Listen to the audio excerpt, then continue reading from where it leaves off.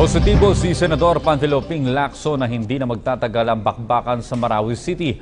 Ayon sa Senador, ito'y dahil 70% sa lugar ang ngayon kontrolado na ng militar. Nanindigan naman si Lacson na tama lamang ang pagdideklara ng batas militar ni Pangulong Rodrigo Duterte sa Mindanao. May report si Sweden Velado. Hindi na aabot sa mahigit 60 araw ang bakbakan sa lungsod ng Marawi sa pagitan ng militar at grupong Maute. Ito ang tingin ni Senador Panfilo Lacson, kaya wala raw dahilan para palawigin ang 60 araw na idineklarang batas militar noong 23 ng Mayo sa buong Mindanao ni Pangulong Rodrigo Duterte. Yung armed forces nasa mapping up operation, Ang announcement naman nila nasa mga 90% controlled na control na uli nila yung Marawi City. Nakasaad sa ating umiiral na batas na obligadong mag-convene ang Senado sa loob ng 60 araw ng martial law period sakaling bawiin na ito o palawigin pa.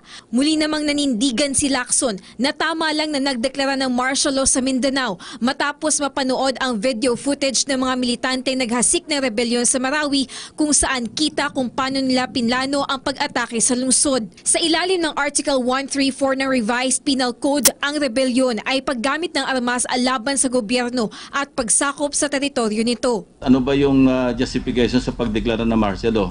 Hindi ba rebellion at saka o kaya invasion? Samantala, hindi pabor si Lacson na sumali at makiisa ang New People's Army at Moro National Liberation Front sa ating mga sundalo sa pakikipaglaban sa grupong Maute. Napaka-dangerous noon.